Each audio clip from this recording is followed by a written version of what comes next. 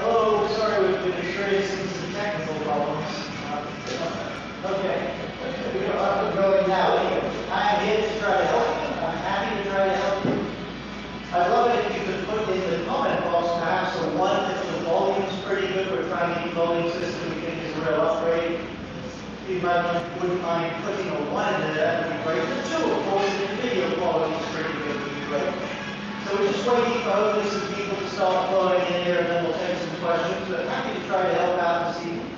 Perhaps put your name in there as well, where you're from, so we have a sense of where you're joining us from would be wonderful. Volume is low. Volume is low, okay.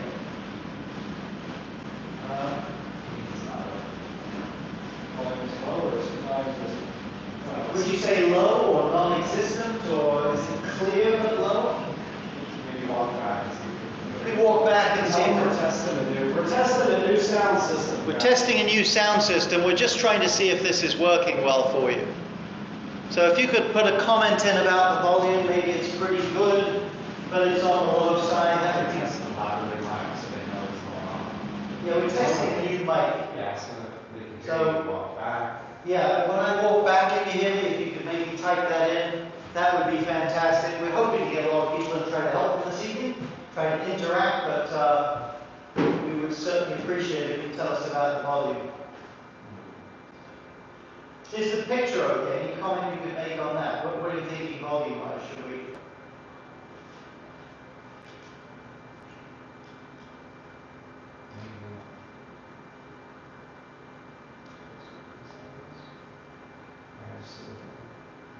Okay, I think we're back in a pretty good spot here now. It's only taking the sound from here. It's not coming from there. Okay, so I'll just show you. See that? Yeah. Let's see if it works.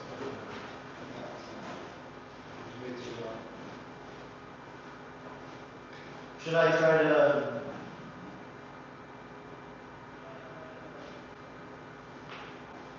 Just move forward, sir. And speak up. Okay, I'm going to speak up the best I can. The camera's pretty close here. Sorry this is taking a bit. We're really trying out a few new things. We hope microphones, etc. will upgrade what's happening.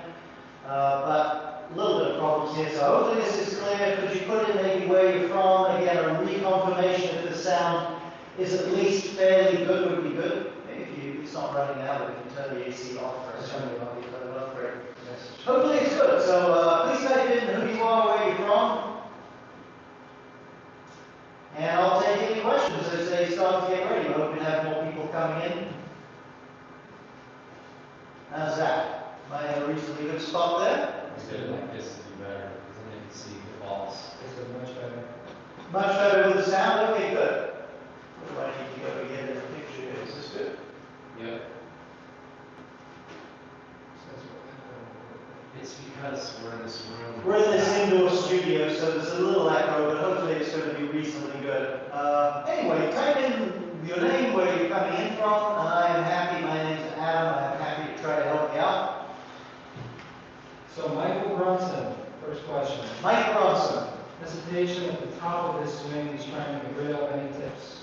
So you're trying to get rid of the hesitation at the top. Well, it's a twofold thing, really, Michael. We know that there should always be dynamic movement. So if I'm going to jump in the air, I have more energy if I stay in motion than if I stop. But for the club to go back and change direction, technically it does have to stop. So I think I would process it this way, Michael. Can I stay in motion as the golfer? Can I be athletic? Think of throwing the ball. But at the same time, can I allow the club just that fraction of a second where it's languid and that pause, but it's just reacting to me, much like a ball would be if I threw it. The ball's still, I'm not. That's what I would work on. Try to groove it in a practice swing first and then go from there. I hope that's helpful. Okay, sit a shot here. Practice backswing. I'm at the Lag Shot headquarters here in Southwest Florida. They have a beautiful indoor studio as well as all their business areas, so I stopped by here on occasion, trying to help out a little bit. Hopefully that shows some pretty good speed. I doubt it, but anyway. Any other questions? Or maybe someone else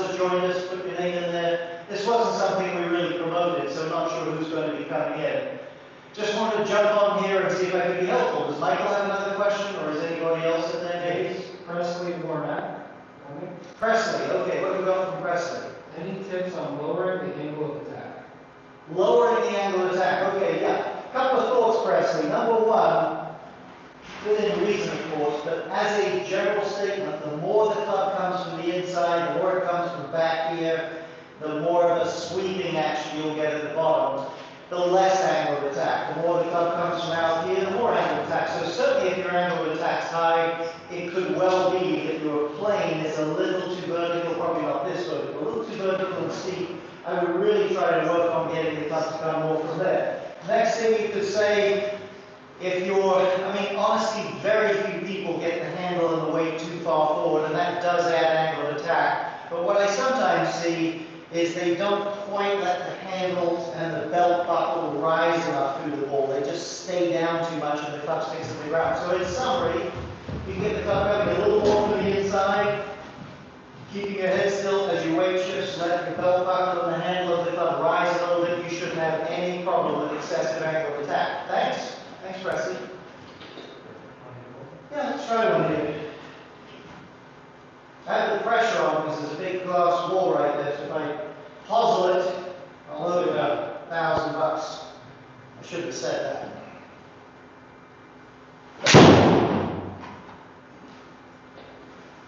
Awesome. Registered a little bit of a pull. It's a solid hit for me though. 167 8 yards according to that. We have a question from Sala. From Salo? Sala. Okay, nice Salo. What's the best way to shorten my backswing? I tend to overswing. Okay, best way to shorten backswing. Two things I would say. Two places I would check, Salo. Number one, are you excessively extending and toppling and leaning? That will add length. You need a little bit of extension, but you should still feel more of a compact. The second thing, typically people overswing their arms and the club comes loose. So I would check your grip. Can you hinge it freely? Because if you can hinge it freely and you can put downward, outward pressure on the handle to hinge it, then the solution is just keep your hands pushed away from you. Frankly, especially this trail hand, keep the hands out in front of you. I'm telling you, if you don't topple and you keep with the hinge, you keep the hands out away from you, I seriously doubt you will overswing. I'd key on those two things. Try another ball, let's try another one here. It's most balls I've hit in a while, this is fun.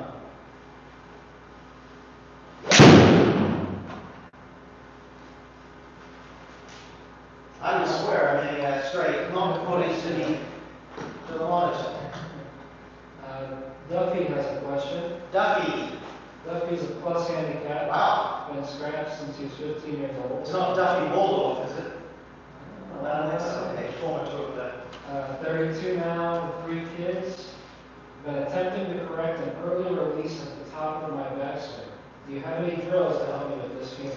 Well, it's kind of a surprising question, Duffy, that you're a plus handicap much of your life and you've played since you're young and you're saying, I'm not doubting it, but you're saying you're releasing the club below. That's pretty rare for a plus handicap. But basically what should be happening, let's assume, and I'm confident it would be with a player of your level, you have mobility in the wrist. Basically what should happen is the golf club should respond to me. And if, as the club's still just finishing going back, I initiate with some forward weight transfer, it is bound to get closer to me. Just to feel that, grip it with your fingertips at the very end of the shaft to make some little backswings and then start forward. I have no real control over the club, and you'll see how that thing gathers. So my thinking is, don't try to not release it, don't try to hold angle, try to be more dynamic than that and let the club really bounce and react to you. Try to practice swinging maybe with a really soft shot like that where you can feel the club play a little bit. Interesting story. I think it's interesting, maybe you don't, but many years ago I was sitting at a teaching seminar and Jim McLean was speaking. Very interesting man, great knowledge obviously of the golf swing. He said something very interesting. He said in the 18, 19 years they've been at Doral, his academy was at Doral for all those years. His staff filmed every single player in every event during the practice rounds on the range, face on and down the line, and they looked for tendencies. He said there's only 4 things that we've seen, whether it's raising the heel beyond parallel, etc., etc., etc., that every single player that ever played at Doral did. One of them was sharp forward and impact on iron. One of them, though, relates to this. In every case when they marked the player's left arm, the horizontal, and the club, in every case, the club was closer to them, and that angle had become more acute on the downswing, some more than others, but 0 exceptions out of probably 2,000-3,000 players. So Jim and I both think you should do that. I hope that's helpful for you, Doctor. Timothy B. Timothy, Are your feet supposed to be rolling during the backswing and downswing? are the feet supposed to be rolling during the backswing and downswing? Well, as a general rule, I like to see the feet slightly flared out, gives the hips mobilities, but as a general rule, your hips should be stabilizers in the backswing. Not that they shouldn't move. Hey, some players have a preference for a little more freedom of movement, but by and large, your feet would be pretty stable, possibly a little rolling on the inside of that foot, depending on your flexibility. Downswing's a little bit different animal though. The downswing, hey, we want to punch some weight to the front foot. That usually gets the weight going a little to the outside of the ball of the shoe. The weight would then push back towards the heel, and certainly the right foot would roll in. So if you think of taking a rock and really sticking it hard like that, something along those lines. So yes, it should show up in the downswing minimally, so in the backswing would be my prescription.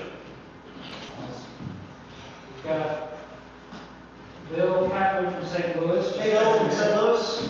And then we got Pete, right? Pete Greenwood from Cape Coral. Pete Raymond from Cape Coral, right up the road there. Pete, hello. Thanks for coming in. Question from Daniel Morrison. Daniel Morrison, what do we got from Daniel? I find my swing changing a lot, not always for the better. Do you have any tips for consolidating swing thoughts and the evolution of the swing? Is it simply repetition? That is a great question. So, it's Daniel, right? He says he's finding his swing changes a lot, and what's the solution, what's making something work out. It's the thing that plagues all golfers. Now, I would tell you, and I can tell you on pretty good authority of having filmed golfers day in, day out for more than 3 decades, people's swings don't change nearly as much as they do when they're playing poorly or well over the course of a round or a week or a month or something like that. You put them on film, I've done it many times, someone hits a horrible shot back in the studio, and then it's a really good shot. You put them side by side, they look just the same in overall pattern. So it's really more a case of timing, squaring the face, hitting the middle of the face. And believe me, a little off timing, a little off on contact, and you'll get a hugely different result that typically makes people think they're making a very different swing. So what I would try to do is just look for the patterns in your swing, try to improve those, because there's exceptions on the Pro Tours, but generally the simpler and cleaner the motion, the better the balance, the better the timing is, or let's say the less the timing has to be perfect, hit good shots, and everything comes together. One final comment, not meant to be negative. This is a low margin for error game. You have a sweet spot, probably like my thumbnail. You got a club that's 3 feet long, give or take, swinging in an enormous circle, hitting a ball that goes 150 to 250 yards. It is a very low margin for error game, and it is not unusual to seemingly out of the blue struggle. I would not interpret that as a radical. So work on your pattern, get a better pattern. All right, a little shot here. Work on my pattern. What I'm working on, which I've worked on for a while, is getting my arms a little more across my body here, and then coming down less hip slide. If I can stay a little more stable with my hips, I tend to get my arms in front of me a little easier. That's just what I'm working on. That's my pattern. We've got a question from AKA De Silva. AKA De Silva, what's the question then, Kevin? How can I stop losing my posture in the backswing and stop lifting my head? Okay, good question, because the head appears to lift, but it sounds like the amount of forward bend you have dissipates when you get taller. I've had a few issues with that over the years. It's key. It's an interesting piece of dynamics. I have a coat hanger with a bend in it at the golf studio, and it simulates the legs and the forward bend of the body. You put it from this angle, so I'm holding the bottom of it, and the bend is forward. If I just twist it, in other words, if I just turn it, the head wheels around here. There is a predisposition to getting taller. So you need what we call side bend. Side bend is bend this way, or the other way. In this case, it's that way. So as you're turning, you have to add gradually some side bend. Do this slowly in front of the mirror, maybe without a club, and just play around with it so that you feel like your left ear is getting nearer the golf ball, not because of your head, because of your spine. Do it a little too much. Don't do it so much, and add some side bend in the the amount you decide is the right amount to keep your axis pretty stable. It's actually easier than you think. So I wish I'd known that 35 years ago. I'd had more side bend in my swing and better body angles. Hope that helps. No questions yet? Guys, ask your questions. Thanks for joining us. Thanks for joining. Happy to help you. Just fire the questions off. I will do my level best to see if I can be helpful. If you've already asked one, ask another.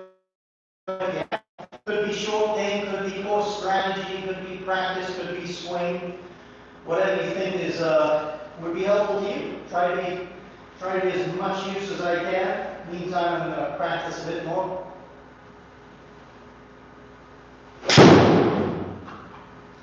That feels pretty good. Timothy B's got a question. Timothy B, what have we got from Timothy B? Can you explain the risks as you start your backswing and get to the top? Risks as we start the backswing and get to the top. Let's assume for a moment we have a reasonable angle here, the grip's under the pad, more in the fingers, get a reasonably neutral grip. I think the thing you want at the beginning is don't use your wrist much at all. So you watch most of today's great players, I mean most of them, when they start back in the beginning, that club stays more in front of their hands. You don't see a big space, but you see much more of a straight line here. You see most golfers create a lot more bend in the right wrist and arm, wrist gets sort of active. Not a big fan of that, club gets flat, all sorts of problems. So neutral at the beginning. Don't make the mistake though of staying too low or separating your hands. We just want to get a little bit of flow and keep the wrist medium. Now once you've, let's say, gotten a little bit of leg, you want to start to cock your wrist a bit, and wrist cock is downward pressure on the club. That's wrist cock. So what I'm feeling when I get here is gradually pushing down on the handle. It won't actually go down because my body's making my arms come up, but don't lift the club. And as you do that, don't push the club this way. So club neutral, start to push down on the handle. Nice feel at the top is that the thumbs, it's not strictly true, but the thumbs are basically, especially this club thumb, under the club. If you get that neutral, take away the downward pressure and the support of the shaft of that left thumb, I would say you're doing it pretty well. Can I just throw one thing in here for people asking questions? It is so valuable to get in front of the mirror away from the golf course. This big mirror right over there, slightly across towards like a mirror. Don't drive yourself crazy and over position things, but just get some flow and have a look. Create the kind of feel from feedback that you want to take to the range the next day. And of course, I suggest filming yourself with your phone, see if what you're actually doing in the balls there matches someone up to what your mirror drill is. Duffy's got a question. Duffy. Best tips for playing the ball. Play the ball with higher swing speed play. Well, yeah, the question Duffy has is when you have higher swing speed, what Duffy does is a very low plus handicap for a long time. The ball will tend to go higher. So let's put it this way. If you have a machine hitting a ball with 10 degrees of loft, a driver, one time you stroke it to 90 miles an hour, and then you ramp it up to 120, it will apex a lot higher at 120. So what you need could be in regards to club fitting. Now your irons are going to have a certain loft, but your driver perhaps less loft, but you just need more forward lean. You need to tilt the face a little bit as you swing harder. And hey, there's nothing wrong with height on the shot if the launch angle is pretty low and if you're compressing. So I would get on a launch monitor if I was you, get someone that's maybe a club to determine are you in fact launching it too high. And if you are, as I say, you just got to lean the hands a little bit, tilt the face. But to repeat myself, a lot of ball speed, you're going to get quite a high apex if you have that sort of ball speed. You stand behind your tour players on a range, the ball gets up there a little bit. We've got Osman. Osman. I have always struggled with an inside takeaway. So have a lot of people. Inside takeaway, this kind of deal here. What I would do, one of my favorite drills for this, well, let's say two things. Number one, if you can move, if you can react, get your pivot going, let that influence your arms, but not move the club head so much. Picture, if you like, the club head stuck to a stationary bowl of toffee or mud, and it's almost like it's lagging. That is the real key. Most people move the club head too much. A drill I like, number two thing I would say, I take your trail hand, club a few inches off the ground, no ball, put it flat, but in front of the handle.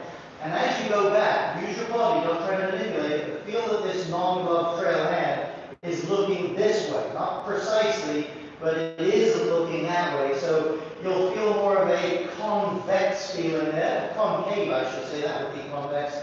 And get the feeling with that trail hand that it doesn't bend back and it points this way. I think if you can foster that, and again, do that when you feel like the club's almost lagging, you shouldn't have any problems with an inside takeaway. Hope that helps. Yes. Chase. Chase. How can I go from slicing to poking? How do you go from slicing to hooking? Just reading the question. So presumably you're looking for a, if you want to clarify, Chase, type in again, but presumably you're looking for a way to sort of sort your slice out a little bit. The biggest thing I advise people to do, if they've had a long history of slicing it, the biggest single problem is that club face is open. It's aimed to the right through contact. I don't care what you do, it's going to go to the right-handed golfer. And on the less lofty club, it's going to curve. So I would check my grip, make sure it's down in the fingers, make sure it's wrapped over enough, because if you have mobility and your hand is wrapped over, you can close the face easier. Then, don't try to hit it straight, get a short iron, make some little swings, I don't know if you can see this result, and really overdue snapping the face left. See how that one left? We're not talking about this so much, we're talking about that for impact. Once you've got it going left, back off it a little bit, and then start working on your swing path. Now, possibly what you said is sometimes it goes left and sometimes right. Almost always the golfer swings to the left, so when they square the face, it goes that way, but more often than not, the face is open, it starts more here and cuts off to the right. So work that club face. You get two in a row that go to the right, jump on it and make a low hook. Chris has a question. Chris. Where's your weight focused in the swing? Balance? Are you on the front foot at the beginning? Okay, there's been a lot of data on this with force plates, so it's less anecdotal now and more, quantitative in terms of, if that's the word, qualified in terms of what's actually happening. So typically, this is a middle iron, 7-6 iron, about even at address, about 50-50. Are there a few players that are a little on one side or the other? A little bit, but nothing drastic. Weight here, you want to feel lively, you don't want to be buried back on your heels, you don't want your toes digging into your shoes, springy and athletic. Now, as you go back, picture my trail side is working behind me, my weight is going to start to go back towards that back heel. But I don't think you should try to do that. I think that messes the timing up. I'm just saying if you make a good pivot, believe me, the influence of the club and arm swinging causes some weight to get out of there, back towards the back heel. Now, I've looked at a lot of force plate data.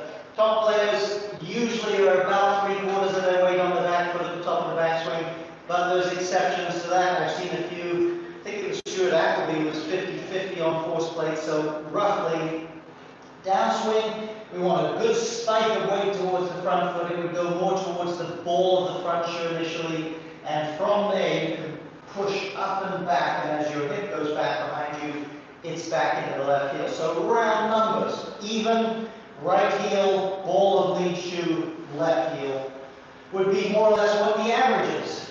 Don't overthink it and get too footsie though, you might struggle. Julie in Vegas. Julie in Las Vegas, Nevada. We have a beautiful picture of a golf course on the walls here, just in the other room of Vegas. What's up, Julie? What have we got? My miss is I'm tending to hit the ball fat or thick. What's a good tip to... So, it sounds like, Julie, your contact isn't very good. You need some fat shots hitting the ground first, thinning a few, no doubt. What that invariably means is that the low point, the true bottom of your swing, if the ball's here, is behind the ball. You probably already know that. So when you do hit the ground, it's behind the ball. When you don't hit the ground, you're a little on the rise and you pick it or thin it. So job is to get the low point in front of the ball. Now, what we don't want to do is try to do it by getting steep. Let's assume a good plane. Here's the thing you've got to do. Golf club reaches true low point when it hits a vertical. That's as low as it's going to get. So you've got to get yourself to get the hands, the handle, beyond the golf ball before you make contact. It really isn't that difficult. Just go above the ball with one hand. Let your weight transfer, let the club react to you. And if this was a laser beam, just break that finish line, get on the golf ball. Don't just go at full speed and try to hit perfect shots. Work on this. Here's a little drill. Put the ball on the ground, set up opposite it so the ball's a reference, and just take the mat on that side of the golf ball. You'll have the feeling in no time flat, I would think. Jose, do you have an accessory or a tool you recommend to work on holding lag on my iron? I do, as a matter of fact. It's called, funny you should know. Where's a right-handed lag shot? Here's one. Listen, I'm in the lag shot world headquarters here. They have some sites all over the world for one thing or another. This is a great club. It has tremendous bend in it. It has a regular club head you can hit with it. So lag shot golf, L-A-G-S-H-O-T. The 7-iron is the starter club. They're great. I mean, this thing is so soft and it's nice and it's got a little bit of weight that when you move, you can't help but start to feel that thing load. It's like a sort of a whippy fishing rod, but it's not so whippy that you can't hit shots with it. Plus, because I'm helping lag shot out, when you get it, you get a free 10-part video series with me. Just scan it. How to use it, pitfalls, drills, the driver, the wedge, if you like. Just general thoughts on practicing with it. Was that basically the question? What's the tool you use? Use the lag shots. Great. Philip, what's your #1 secret to a successful golf swing?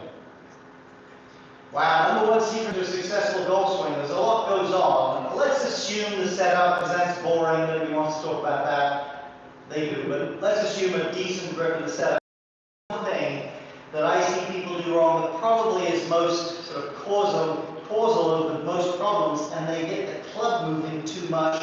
The club doesn't react to them enough in the golf swing. So, hey, if you can let the club more react to you in the takeaway and react to you as you move athletically coming down, you are probably going to be a lot closer to a good golf swing quicker than you might believe. Just think of some other sports. If you played sports, but if I had a ball and I'm throwing it, there's no way, unless I've never played sports, I'd move the ball first. I would always move myself first, and then the ball reacts to that.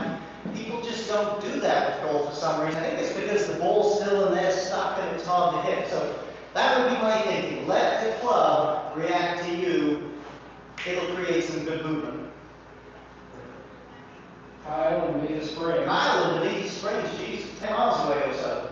What's the best way for me to stop swaying my swing? Swinging your swing. I'm assuming you're thinking backswing, but we'll start with that anyway, because there should be some weight shift coming down. I would try to identify one of two things. When you film yourself, which is easy on phone, is it the top of your spine, the head end that's moving, or is it more the hip end that's moving? It's possible it's kind of everything, but try to identify that, because that makes quite a difference. If it's the hips that are sort of shifting and sliding, I'd probably say the most common. Bear in mind, you should be pivoting around your axis. That means this trail push should be going this way, not this way. So just put your hands like so, mirrors right, your shadow right in front of you, and feel like your right side pivots behind you more.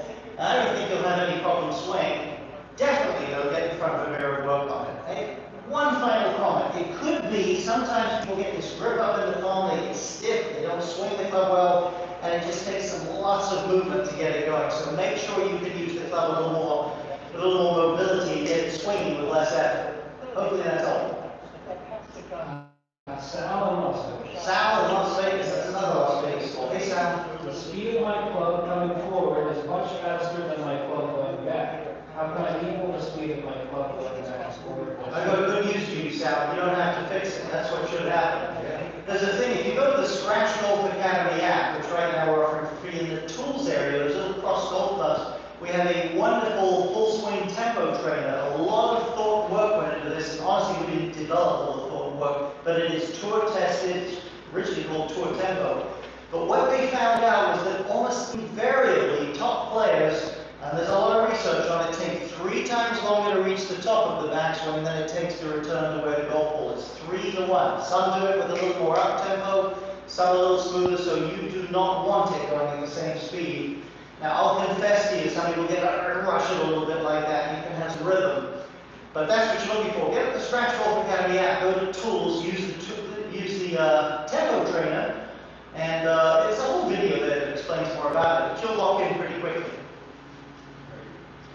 Duffy had a follow-up. Duffy. Do you accept swing videos from your followers? If so, how do you set them? Give me some info on that. Worst case, I can give you some comedic relief. Best case, you can help me. So Duffy wants to know if we accept swing evaluations. Yes, actually do. For people with the Scratch Golf Academy app, which is free, if they sign up for the library of courses, this is unbelievable. They get a free video analysis per month. Now, I have a golf pro that I've known for years and years and years that's really good at this, and he does those. But for an upgrade, Scratch Golf Academy members can send in videos to me, and what they would get in that case is they would get a product that's about 7-8 minutes long. It would have split screen, graphics, comparisons, voiceover, slow motion. It would have me demonstrating drills I think are good for you. A very thorough, not just analysis, but a very thorough sort of sense of what to do drills-wise going forward. Yeah, ScratchGolfAcademy.com for members. Those are services we offer. Thanks. I got it. I'm gonna put the link in the Chase box. has a follow-up. Chase. What are your swing thoughts while you're over the ball? I feel I play best when I have minimal thoughts. Great question. What are swing thoughts over the ball? Well, they can vary a lot from player to player, and frankly from month to month. You feel like you play better when they're minimal. You are correct, sir. I've struggled with this in my. Here's what we know, and I've really talked to some great people in the world of sports. One guy's coached multiple Olympic teams, bowlers, golfers on fluid motion. Now we assume you've kind of learned the motor program a little bit, so you've rehearsed your swing, but you kind of know what you're trying to do. But brand new golfer, this is a little less applicable. But when the conscious mind gets active in the middle of that motor program and issues little reminders and bulletins and don't forget to do this and tries to fire stuff, timing is ruined. You cannot do that. So quick bit of advice. In your everyday life, you do things all day long the way your brain operates, the way it's designed to operate. That's to say the prefrontal cortex tells the motor program, hey buddy, you've got a job for you, run up those stairs and grab the door handle, or go get in your car and drive home, or grab me a cup off the shelf, or whatever it is you do. As you walk across the kitchen, the red cup up there, you just kind of amble over there thinking your thoughts, next thing your hands on it and it comes down. So here's what you got to have. You've got to have an intention. I plan to get the red cup. I want a cup of coffee. I'm not just accidentally going to pick a cup off the shelf. But once you've sent the message to the subconscious, hey, you're aware of it, and just let it show up a little bit. So when you're playing golf, you've got to practice this, by the way. If you're a mental wreck on the range, as I've often been in my younger golf years, don't expect to be Mr. Calm and collected on the golf course. You've got to practice and be, hey, here's what I'm trying to feel. Next thing you know, bang, the thing's in motion and you're hitting it. Great question. Chris has a question. Chris. Hey Adam, I love the SGA and the video, super helpful. Thanks, Chris. Nice scratch off, right? Are you taking putting questions? Yes, I'll take a putting question and two, Chris. Can you talk about the downswing or the putter release in putting? Well, yeah. I mean, we talk about releasing the putter. Now, to the naked, let's say it's not a putt at 100 feet. Let's say it's a putt at 5 to 30 feet, something in a reasonably normal range. I don't think you would, on film, see a noticeable release. Not in today's game. You have a putt right there? No. Okay, this is a lefty, but this is good. Okay. So I don't think you'd see that. In fact, one of my favorite putting coaches, a guy called Mike Shannon at TPC Jacksonville, coaches all of the pros. On the video, he will put lines on the on the club and what the angle is between the forearms, and he looks at that ratio throughout, and he likes to see it very much the same. But by the same token, if you don't have some sense of the feel of the heavy club head, I think that's a negative. You're too stiff and too much trying to control it. So kind of hedging the bets here. The combination you're looking for is very, very little release that would be noticeable to the eye, and yet still just that fraction of feel and play in there. One thing I would tell you for sure, you don't want to see on anything approaching a normal left putt, your arms separate away from your body. So you get a little bit of motion in your core, the arms stay connected, the wrists stay pretty passive, probably on the right track. Jose. Jose. Is it true that you should hold your irons more with your fingers than your palms to get higher club speeds and fluidity? Can you demonstrate? So Jose, you're talking about the grip. I would say this grip would be good for any shot. Am I roughly in a good spot to get fairly close to the camera? There's a fractional delay, so. Anyway, if you let your left hand or right hand, if you let it relax, it doesn't hang like that. It hangs like this. And if you just take a club on the shaft and hold it at somewhat of an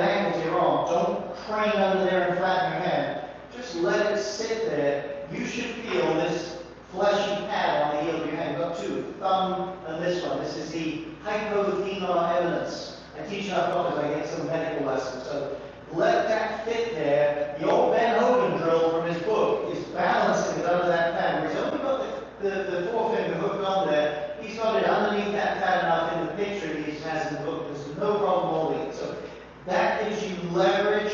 Is it in the fingers? It's diagonally down into the index finger to the trigger finger, more or less at the very base of the pinky finger. So relax, get a feel for it, acid test that.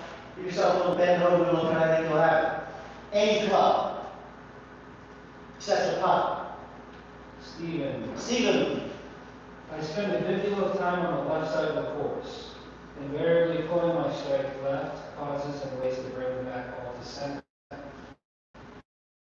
So did Steven say he's on the left? Did he say he's pulling it or hooking it or pulling it? So pull is a fairly straight shot, it just goes left for the right-hand golfer. Hooks like it. Sounds like you're pulling it. That would almost certainly be the swings coming across your body line too much this way.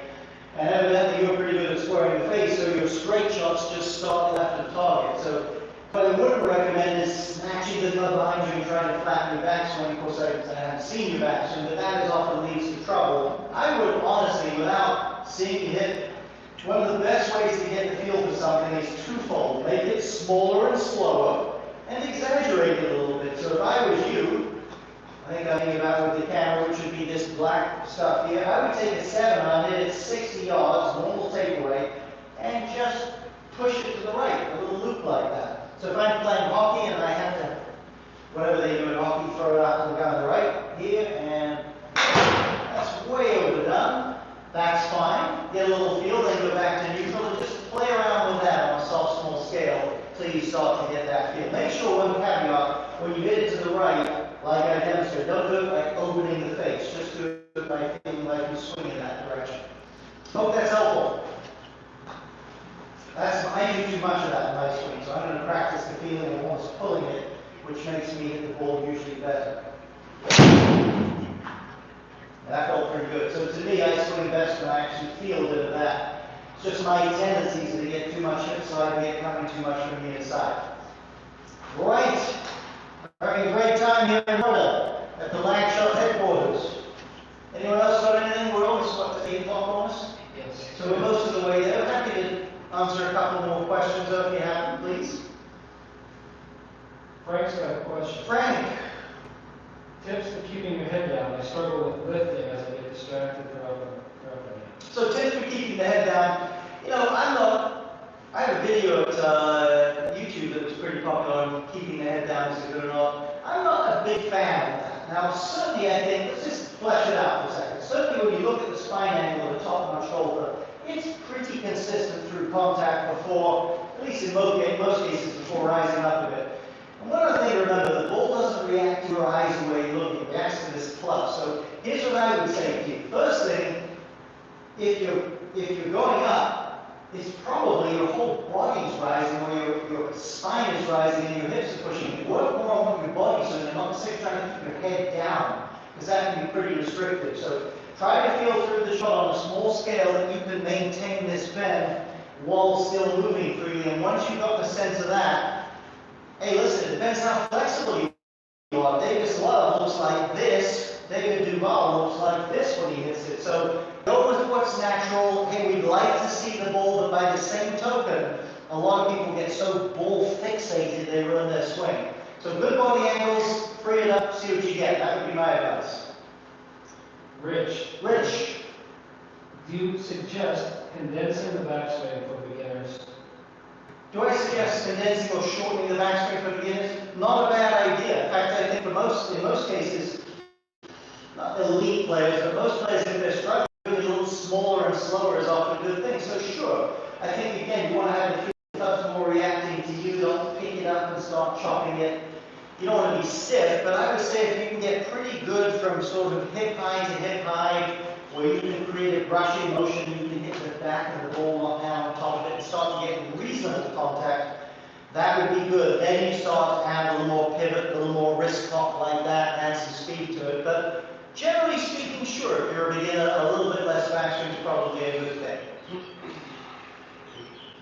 That about Guys, it's been great, and gals, we appreciate it, from far and wide, from right up the road to Las Vegas, etc. Thanks, hope this is helpful to you. We're going to be doing 45 more minutes on TikTok, Scratch Golf Academy on TikTok. Adam is blowing up on TikTok. The fans are asking for a live. The oldest person on TikTok, I'm told, other than Abe Lincoln. But yeah, we're going to transfer over in just a couple of minutes. We're going to have some fun, hit more shots, get a little more energy going, answer some questions, and kind of have some fun. If you want to come over for a few minutes, check it out. We'd love to have you there in just a few minutes on TikTok, Scratch Golf Academy, right? Yes, sir. I'm gonna Great. send a link right now. We're sending a link out. Don't go anywhere yet with him. I'm gonna send it. Okay, so, I mean, Hey, tell them to look at the box right now. look at the box underneath it. I just put a link in the chat box. There's a link in the chat box. Go follow us on TikTok. We're gonna go live in 2 minutes. It's going live hopefully a couple minutes or so. Have some fun. We'll have some shots. We'll move around. See if we can help you with your golf problems and have some fun. Thanks again.